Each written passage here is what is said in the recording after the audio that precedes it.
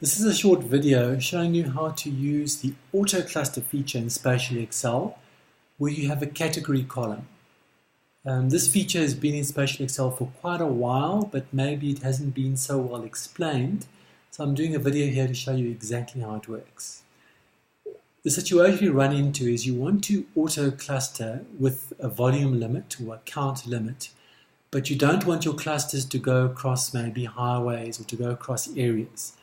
So the solution in Spatial Excel is to categorize your data first into areas which are contiguous or which don't cross highways, and you use those categories in the Autocluster. So to demonstrate it here, I've got some data, some customer data with latitudes and longitudes and volumes, which we are going to process with this. So let me just first of all open up Spatial Excel. Okay, good, so there's the data on the map.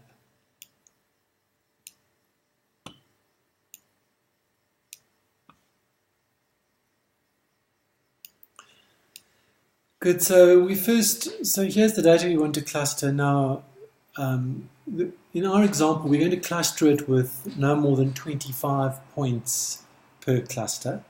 The reason being that we want salespeople to walk these points, so they can only visit so many points. Now, we don't want, for example, people having to cross this highway over here where my cursor is in one cluster.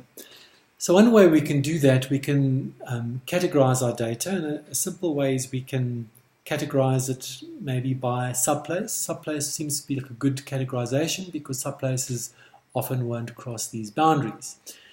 For this example, I will use a subplace layer to do that. So let me do that right away. So what I'll do is I'm going to add a column here called subplace just to do it, and then I'm going to use our nice nifty feature here in Spatial Excel called classify.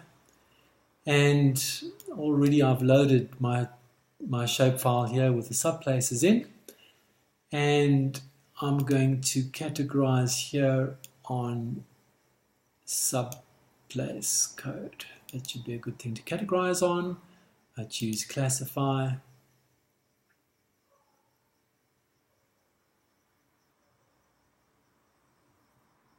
There you go, that all been done.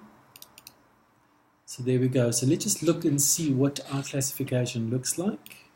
Oh, before I do that, let me just make sure that this new column is part of our data. So I will just update layer extents. There you go, it's part of our data. Now, if I go into my colors, I'm going to have a quick look and see what does it look like. Coloring by subplace, choose unique colors. I'll just make them a bit more apparent. I'll choose this bold theme here. Click them there. Good. So looking at this, a quick overall view, it doesn't look too bad.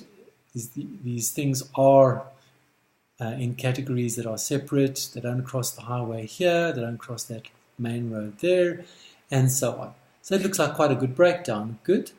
So now we do our Autocluster using this category here. So let me bring up the Autocluster tool. It's going to be Spatial Tools, and it is Autocluster. Autocluster is this one here. Good. So how this is going to work is we need a new cluster field, so let's make a new cluster field here. We'll call it cluster. And here's the option to use this category. So there's the help for that as well. It explains to you what the category does. Our category here is going to be the subplace. The aggregation field, we're just going to count. We just want to do an aggregation by 25, and here's my limit, it's already in. So it tells me right now when I have this limit of 25, we're going to have approximately 21 clusters. Okay, good. So it's as simple as that. I just say compute, and there it is, it's done. And there's my cluster column. I might as well close this here. There's my cluster column. So let's look and see how it looks. So what we'll do is we'll just quickly color by that cluster column. clear my previous thing. Here we go. It's going to cluster. Choose unique colors. There we go. I'll make them stand out a bit better. We'll use a nice bold set here. Put them in. There you go.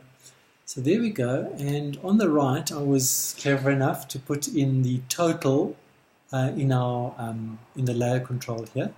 How you do that is you just do a column chooser, and you choose in your list of fields here. There will be a total field down here, which you can just double click. It'll pop it into the layer. The nice thing is when you got the total here, you can see that per cluster here, look how close they are all to 25. Okay, there are some extreme cases which you probably have to handle manually. Look there, it could not cluster that one correctly, but all the others are pretty much within that limit of 25. Well, at least they all are less than 25, but most of them are pretty close to the 25 as well. And if you look, if you zoom in here a bit and see, you can see that the clusters are pretty good.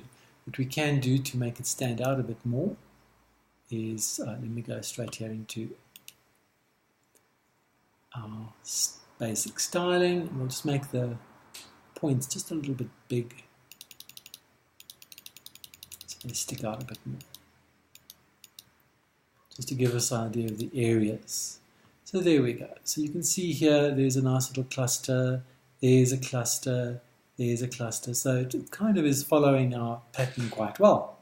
Anyway, it's a very simple example of auto clustering with a category so that you can keep your clusters in areas you want them to be.